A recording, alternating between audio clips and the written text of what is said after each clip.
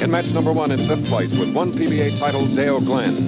He'll meet 18-year veteran with 13 PBA titles, Wayne Zahn. The winner of this match meets the 3rd place bowler with 1 PBA title, Butch Soper. First match, Dale Glenn 251 to 212. Excellent start. Once again, Dale Glenn has not had any spares to speak of to shoot, so we'll see how he does on this one.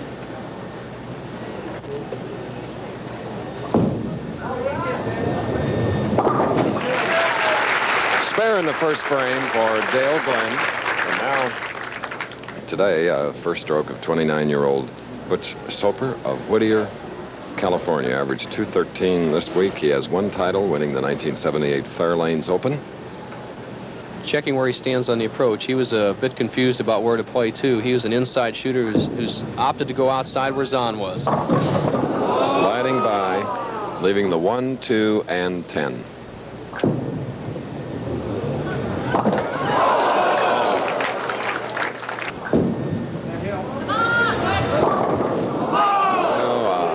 Hit, and Butch Soper now will have to try and convert the 4, 6, 7. Split. Best he can do is 18 in the second. And that has happened throughout the week. Changing conditions, and Butch Soper now just have to sit and wait and see what Glenn does in the second frame. Dale Glenn, who won the first match 251 to 212 over Wayne Zahn, shooting in the second, spare up.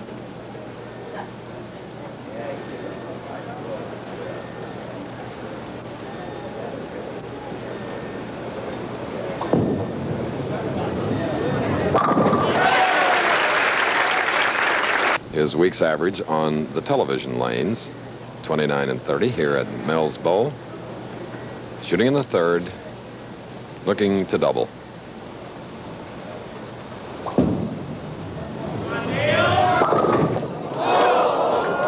So now we're going to get a look at a 410. Almost unbelievably, the ball did not look like it was that high, but it was breaking so sharply at the back end. He's talking to himself, leaving the 410, but that's that outside angle. You're gambling on getting a lot of strikes, but also you have a possibility of getting a lot of opens.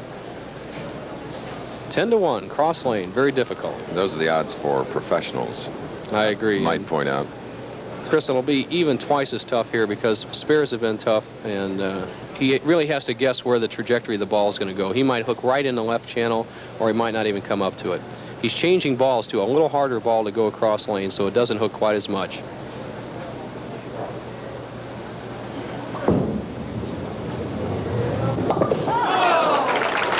So thin, but it's 48 through the third now for Glenn.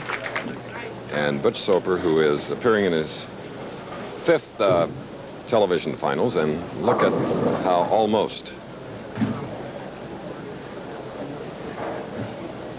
Soper once again adjusting on the approach, moved his feet out a couple of boards, trying the same spot, trying to line it into the pocket. So he comes up high, leaving the 6-10.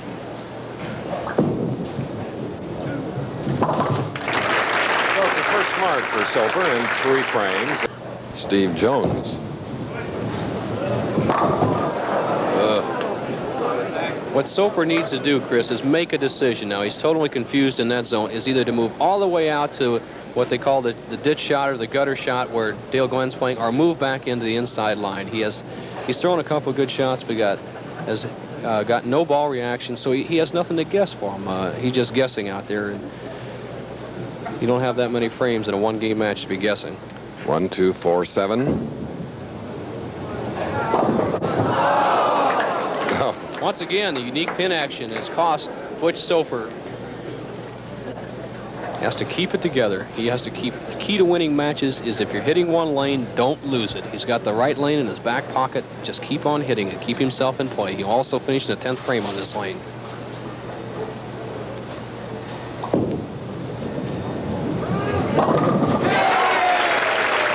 Outside in, strike in the 8th in our second game. The winner to meet Steve Cook.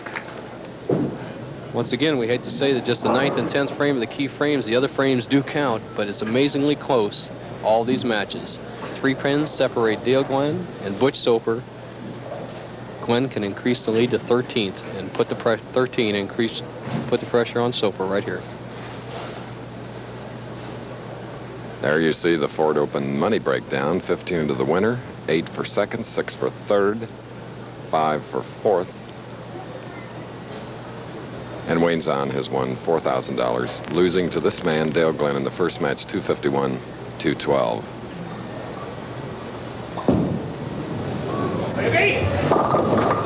High hit, leaving the 3-6-10.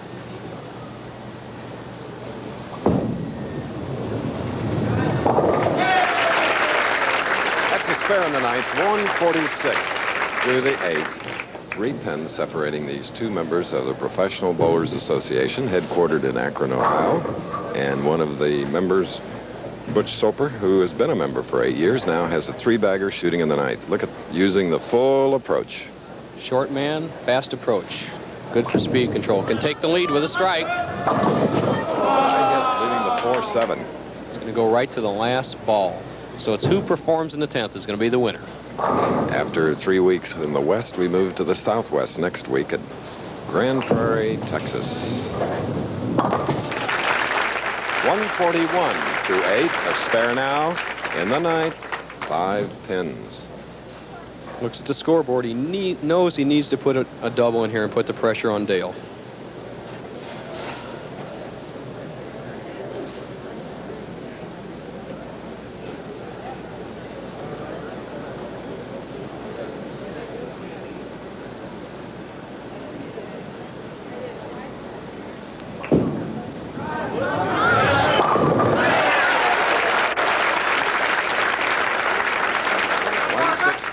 Through 9. For the first time in the match, Butch Soper can take the lead. If he strikes on this ball, he will force Dale Glenn to strike in the 10th and 11th. Turns a little sideways at the line, but it's after he releases the ball. If you do that before it, you turn out of the shot. So now the clutch player here in our second match is on the left lane. Ready.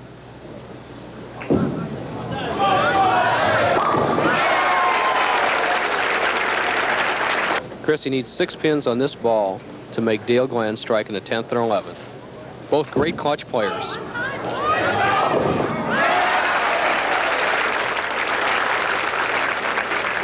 Great demonstration with a 191 of not giving up when things look pretty bleak, and they certainly did at the beginning of the second match for Butch Soper. 191, closing with 3 in a row. Now a spare up. The situation for, sorry, Chris, the situation for Papa to be, Dale Glenn, is he needs to strike on this ball and in the 11th in a 6-pin count to win the match. Soper's finished with 191.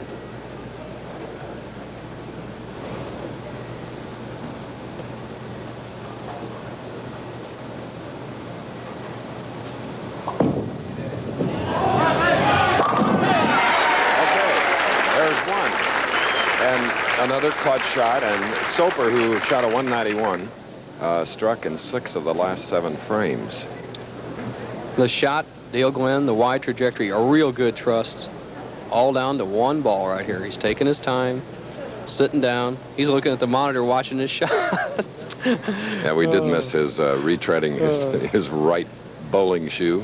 Here's where it comes down to. Dale Glenn needs a strike and 6 on this ball. Now, he was kind of calm on that first shot, but if he strikes on this one, I think he'll do a little dance for us. And it's like waiting possibly too long over a putt.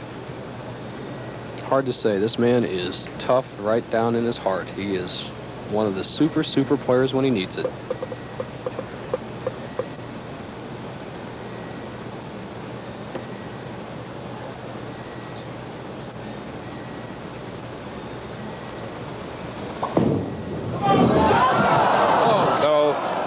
Channel ball number 17 throughout the week. And we have Butch Soper, who finished 3rd in the overall bowling, coming back with striking 6 in the last 7 shots with a 191. And one of the most unusual things of all time, Chris. Watch this ball just slide off in the channel. He's playing out on that edge board, and see ya. That's when you really want to call it a gutter and not a channel. As my little daughter Katrina says, he threw a poodle, and he did it again. I think that was just to have fun. So, and another unusual match on the Pro Bowlers Tour where you can expect anything. It's 191 to 176, Soper against Cook.